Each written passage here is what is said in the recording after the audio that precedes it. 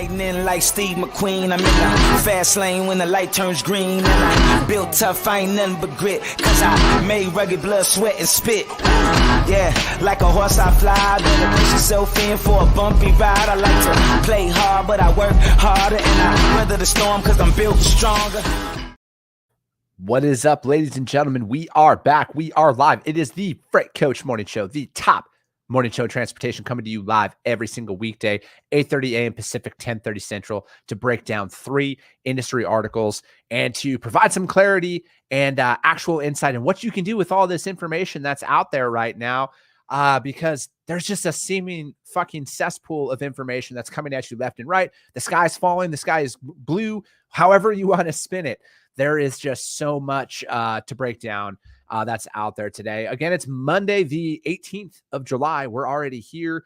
And yeah, we got some exciting headlines to break down here for you guys today, where, you know, again, there's just a lot of information that's being pumped out there left and right. But as always, you guys, this show is brought to you by my friends over at VHub, vhubapp.com.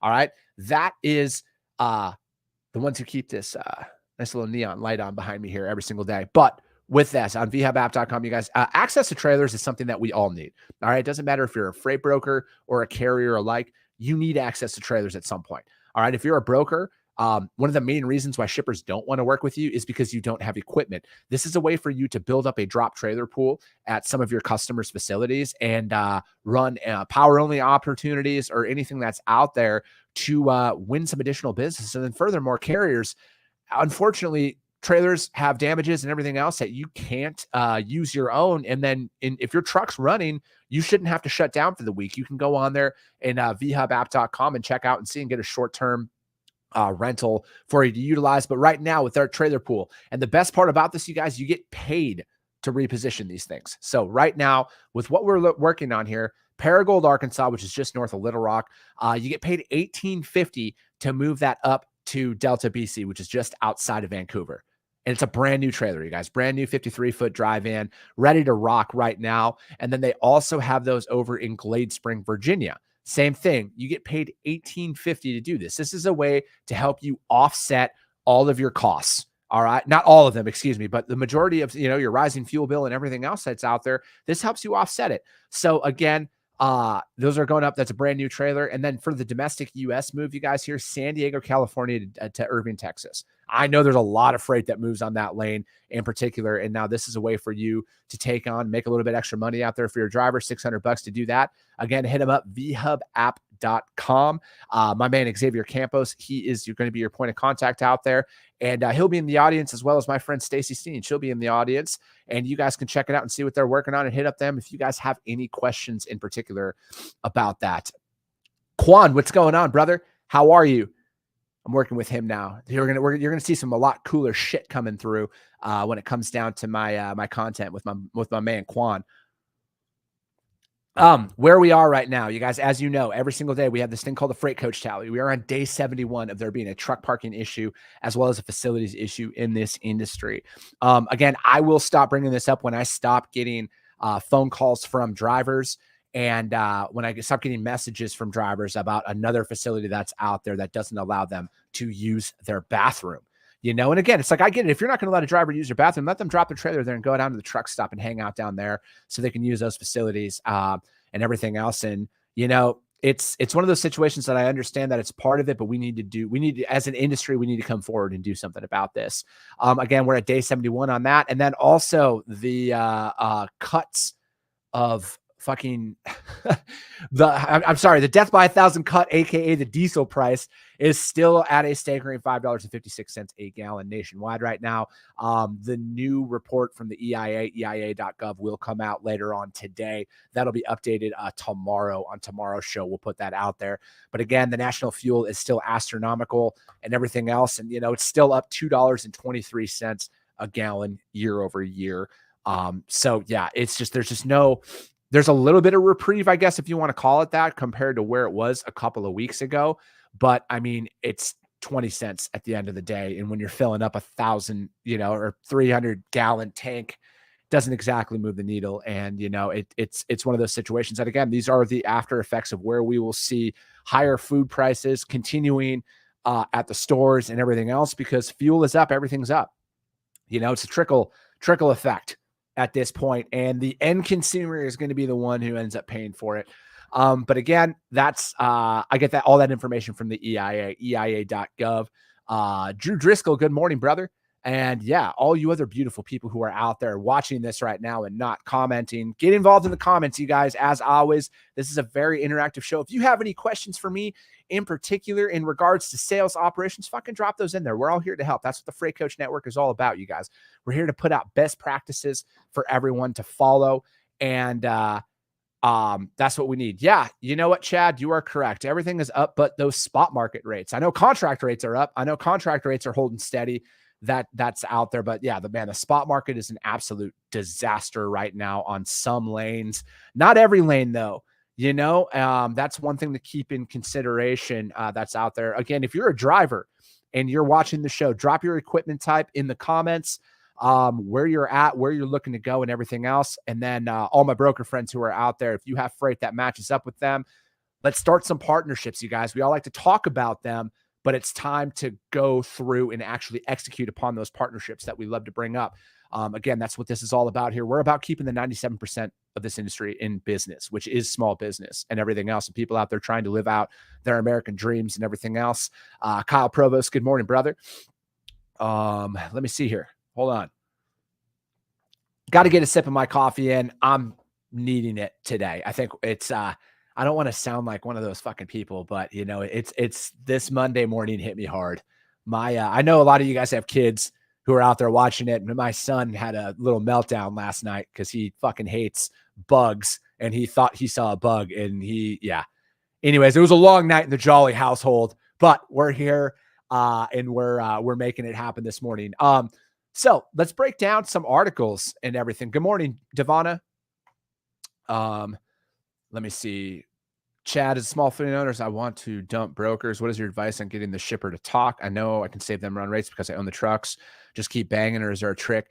Chad, I think, and we were talking about this a few times last week, man. I don't know where you're located, but I would own my backyard, man. If I were you, I would get in my vehicle and I would go around to some local warehousing and everything else and just introduce yourself, man. Let them know what lanes you want to run, but also be open to the fact that if they don't have them, where are they running, and then see, does that align with what you're trying to build out your business on? If you have reefer trailers or whatever equipment type you have, man, there's going to be a need for that. And, not every shipper out there is going to want to set up a small fleet that only might, I don't know how many trucks that you have, but, that doesn't move the needle for a lot of these large enterprise shippers that might be moving 250 loads a day. That's why they work with brokers. That's why they work with larger fleets, is because they need that volume. But there are plenty of small to mid-sized shippers that are out there that'll set you up direct, man. You literally just have to walk in there. You literally just have to walk in and introduce yourself, man. That's how every cold call starts, with me. If when I was out there brokering freight, that's how everything started. That's how I got in the door with a lot of my local shippers when I was brokering freight. I just showed up there. I just went in and introduced myself, man. Nobody wants to do that. I think that's what a lot of people are missing out on, is they want that path of least resistance. Listen, I don't like getting told no either. All right. I fucking hate it, but it's part of it. I will say this. I got a hell of a lot more yeses by showing up at places than I ever did by cold calling. It was just going in as simple as introducing myself, finding out hey, I see you have, I would just Google the couple of places you're going to go to first, see if they have multiple facilities, and then talk to them in person. Yes, Chad, 100% of the time in person, I found was best because they can act, it just builds rapport, they'll never know how much you give a shit unless you can see them face to face. And then further, everybody wants to fucking hide behind a phone or a keyboard when something's wrong. I literally that's what I sold on is, hey, I'll give you my address. I'm only 5 miles away. If something happens, I will go and you can yell at me in person. All right. It's that accountability thing, man. It's just building up that personal relationship with them. I would just show up. Is everybody going to be open to it? Absolutely not. Not everybody's going to be open to it, but I think you're going to be able to have a lot more meaningful conversations with people.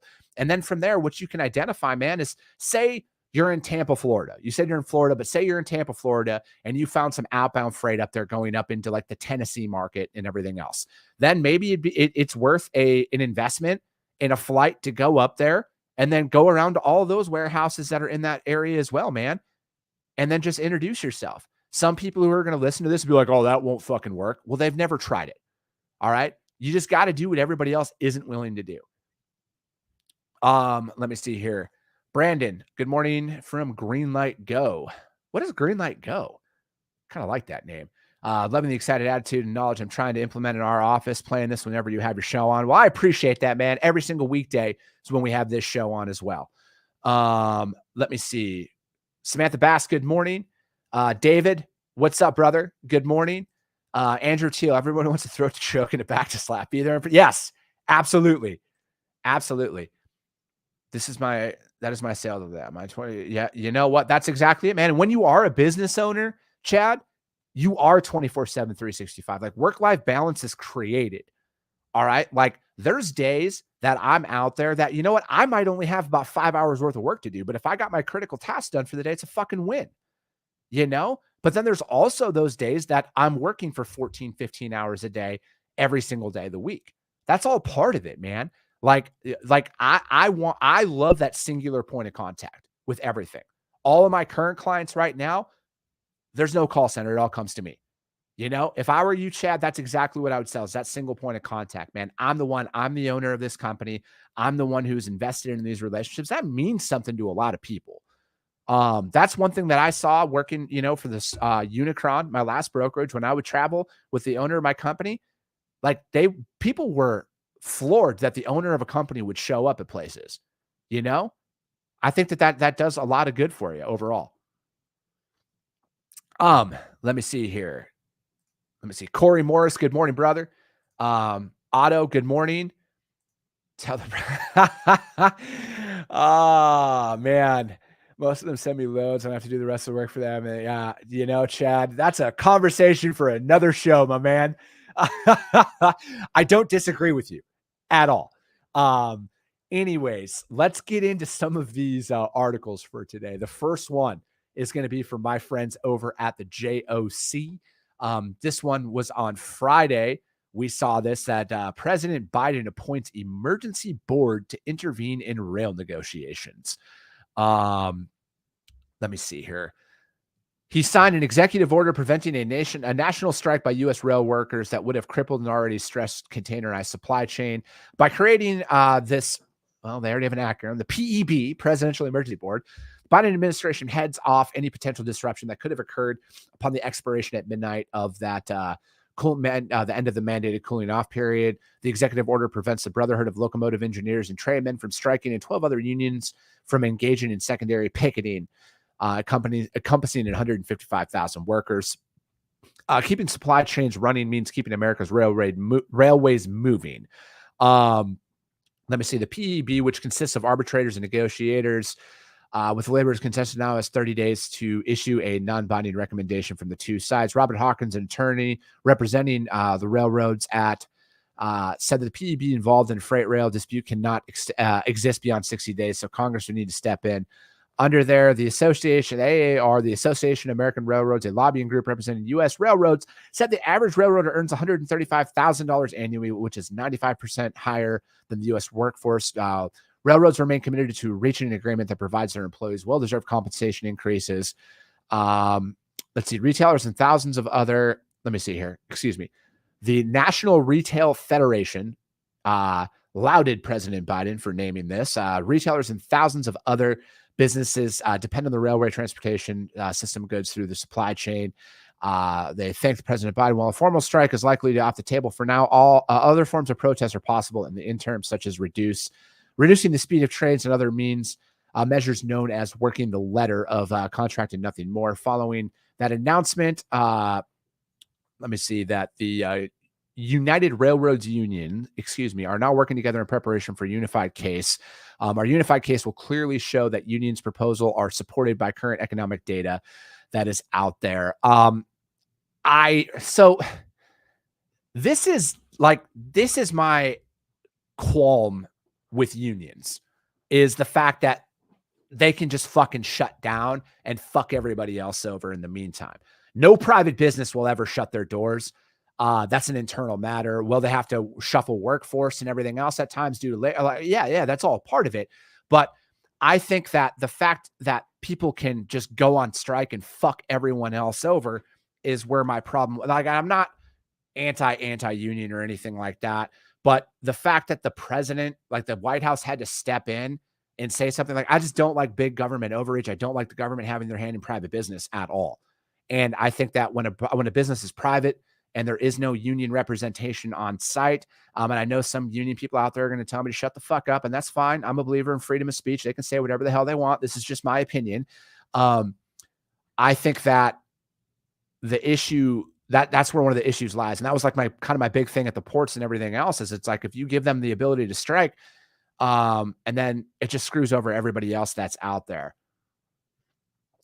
But, seeing what their wages are and everything else, those are hardworking men and women. They deserve to get fucking compensated. They deserve to get paid and everything else that's out there. So I want to see people represented well. I just don't want to see it at the expense of everybody else in that. But yeah, there's a lot of information that's out there. If you're not following Ari Ashe, A-R-I, Ashe, A-S-H-E, on social media, you should. That guy is deeply connected into the rail. And any questions you guys have on that, I follow him religiously for any intermodal information that's out there. But yeah, they're going to come to an agreement on this. They always do. These things pop up all the time. It's just the optics of it, of everything that you're seeing right now in the world. And then especially how that ties into the potential port issues, as well as another looming strike that's out there. So a lot of these things are highlighted, and yeah, we'll see what happens. I'm glad to see that a strike was prevented, but we're not out of the water yet. And again, I think that it's just one of those situations where we're going to see what's going to come from this. Now, second article is going to be from also the JOC, and that is trucking PPIs indicate a cooling in contract pricing.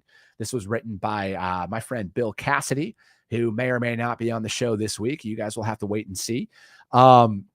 Let's see. U.S. Producer Price Index for trucking slipped a notch in June, with truck transportation pricing overall dropping 0.2% in May, largely due to a 2.4% decrease in long distance truckload pricing, the first decrease in PPI since spot rates began to fall this year.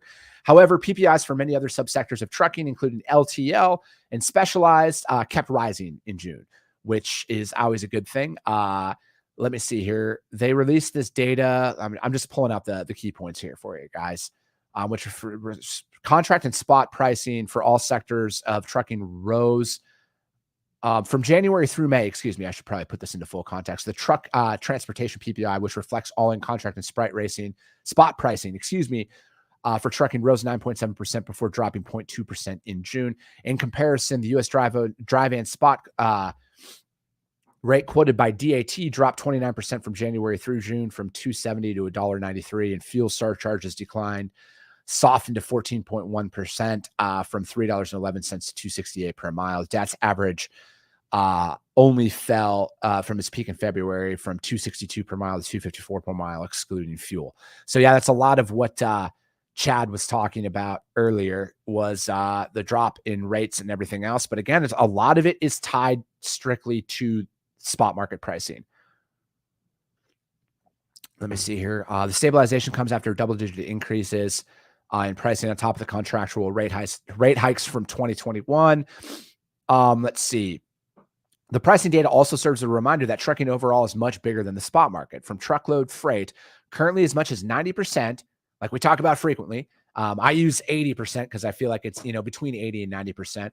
But if DAT's saying it's 90%, they have a fuckload more data than I do.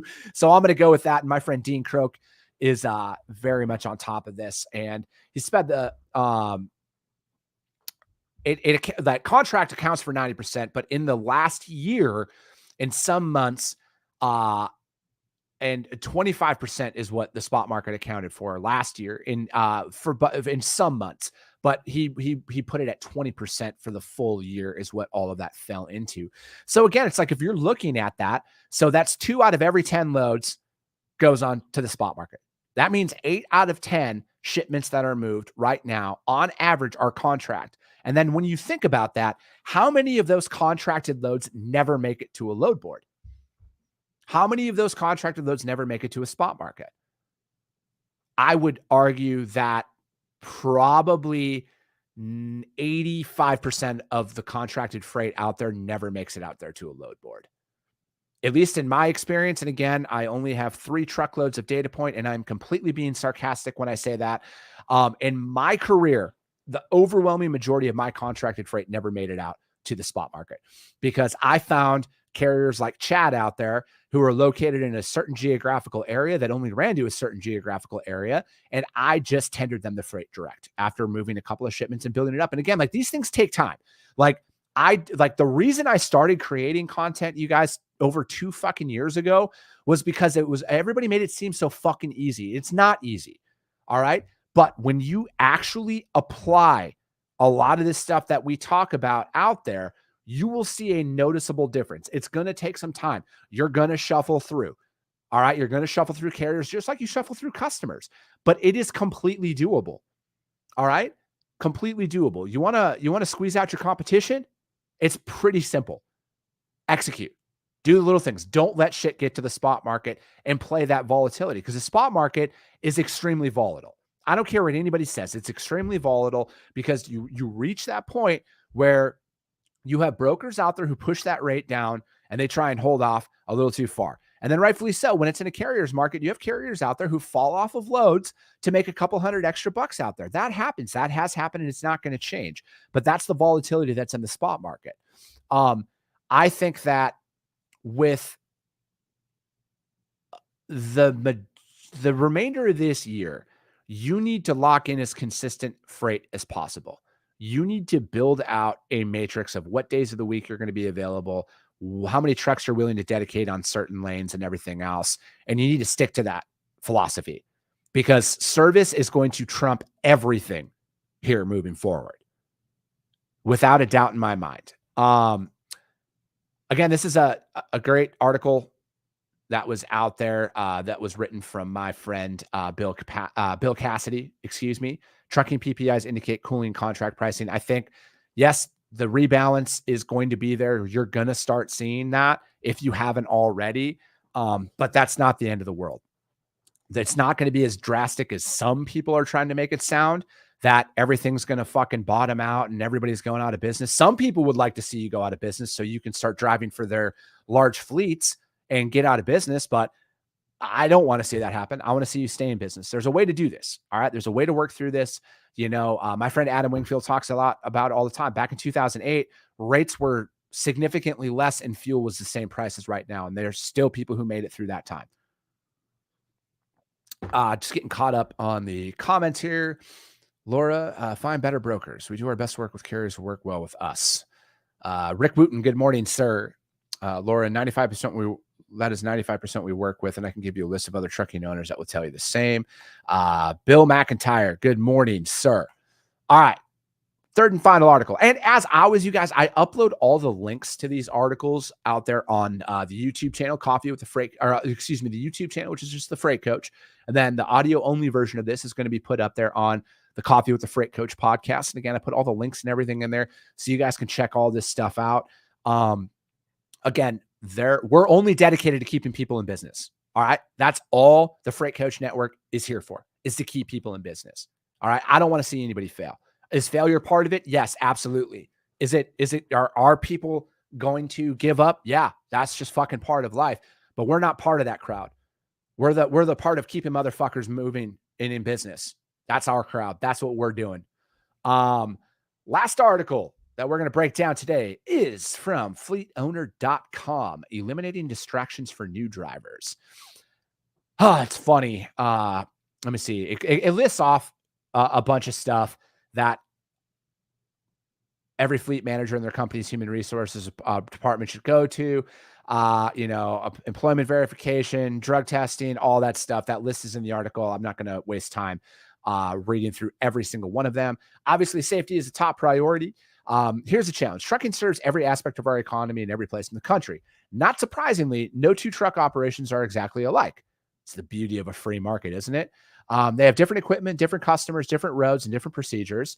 And that can distract the new truck driver. Beyond simply qualifying new truck drivers, fleet managers must familiarize them with the company, its equipment, and procedures. And that is where some fleets fall short. It says managers often hand new employees reams of papers with details on pay, blah, blah, blah, benefits, and fine and completely appropriate. But people don't remember paperwork. They remember other people. They don't remember where employee parking is. They remember actually driving their okay, let me see here. Let's go on. Let me see here. They don't remember the fleet's electronic logging model. They remember practicing in the yard before they hit the road. That's why most successful fleet managers devote time at the end of their new truck driver's employment to answer questions personally, set up time. And those successful fleet managers know that often new truck drivers is not every one of these has differences in trucking. Okay. This was a lot of substance was lacking in this article because it really only brings up ELDs. I know, because again, I do actually speak to active drivers. Some of my family members are still active drivers. If you didn't know that and you're thinking that this guy's just some fucking broker that's up here, I do have family members who are actively driving right now. And, I was actually just talking to him yesterday morning about a lot of this, and it is the distractions for drivers. Because, this guy had been driving back since the 70s with my old man.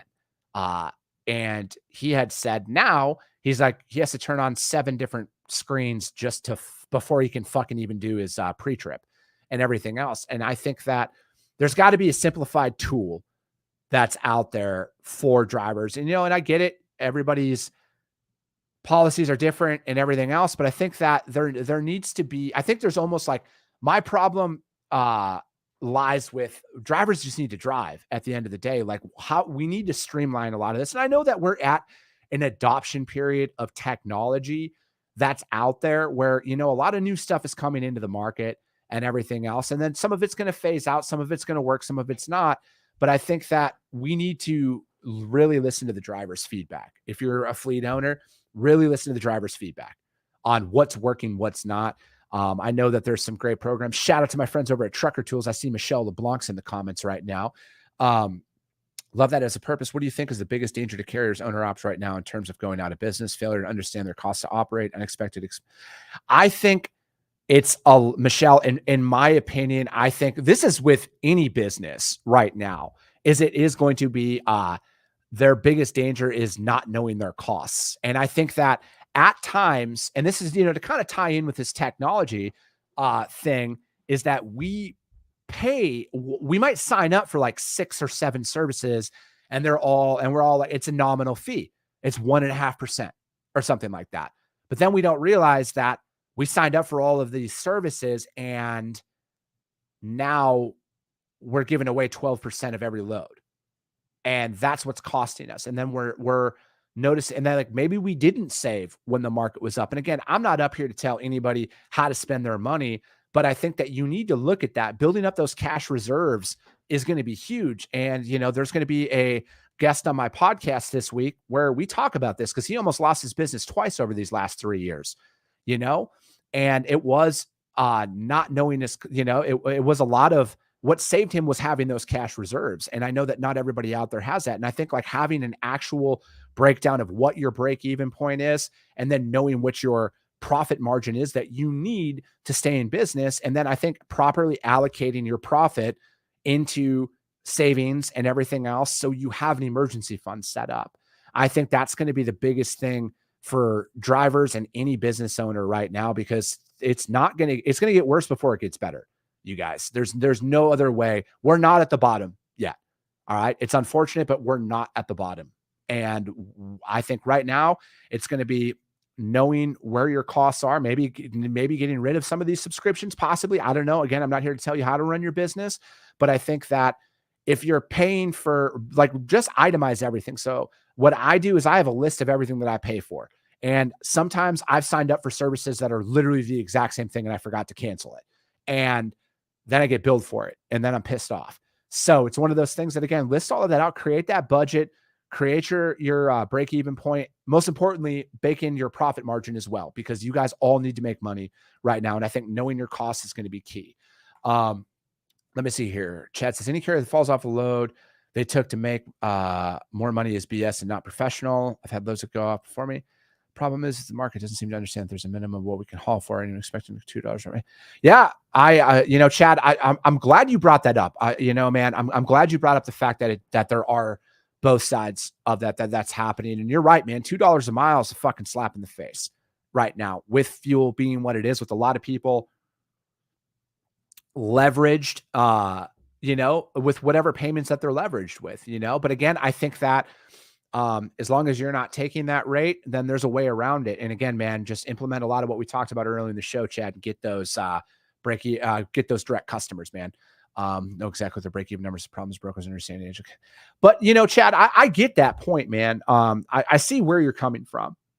And I think that, as a former broker and as somebody who is a business owner now, I know there's no playbook to all of this stuff, but I think that from your perspective, I think that that's the whole point of a lot of these conversations that I have right now, man, is I would argue that it's actually not my job as a broker to know what your costs are, but it's for you to come to me with what rates you need to move it. And if it works out, it works out. If it doesn't, it doesn't. And I know that that's not exactly what people want to hear at times, but I think conversations that we would have, and man, I'd love to talk to you more in depth about this, because I just want to put the right information out there.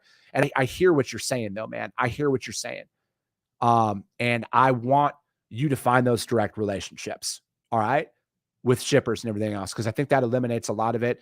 And there are good brokers that are out there, man. And it's just one of those things that I'm dedicated to doing on this platform, is to highlighting the right brokers and the right carriers and the right people who are doing it the right way. I'm not like, there's no fucking perfect utopia that's going to come from this, you guys. But at the end of the day, we need to highlight the right people in this industry so we can create these partnerships, because not every broker out there wants to see you go out of business, man. I know that for a fact. Might seem like it when the market shift and everything else. And my opinion, man, and I can't argue with that, but I can also say, Chad, that I know in certain markets in my career, when the market flipped, same thing, man. We were working with carriers, and when they could make more money doing something else, they'd fucking drop us like a bad habit, man. It's all part of it, And that's why I say none of this is easy, but it can be accomplished. It can truly be accomplished. I know it can, because I figured it out. And that's the way that I operated for the majority of my career. Yeah, Michelle, impulse buying software fucking gets me all the time. But that's it for today, you guys. Again, we'll be back tomorrow, 8:30 a.m. Pacific, 10:30 Central. Again, the Freight Coach Morning Show, the top morning show in transportation. You guys, we're here to put best practices out there to keep people in business. All right. I want to see Chad and his small fleet stay in business and grow. Then the 97% of this industry that is small business. That's what it is, you guys. We got to collectively come together here. All right. We got to put the fucking swords down. We got to stop doing anything other than let's have a collective understanding of best practices moving forward. And let's shatter these fucking silos that are out there. All right. Let's shatter these fucking silos that have been plaguing this industry for a very long time. And let's highlight the people who are doing the right thing, that actually give a fuck about the drivers and actually give a fuck about progressing this industry. All right. That's it for today, you guys. And hey, if you saw value in the show, share the show. All right. Again, we go live every single weekday, 8:30 a.m. Pacific, 10:30 Central. But if you see value in it, your network's going to see value in it as well. And that's how all of this is going to continue to grow every single week. I appreciate you guys all so much, and we'll be back tomorrow. We'll be talking to you soon.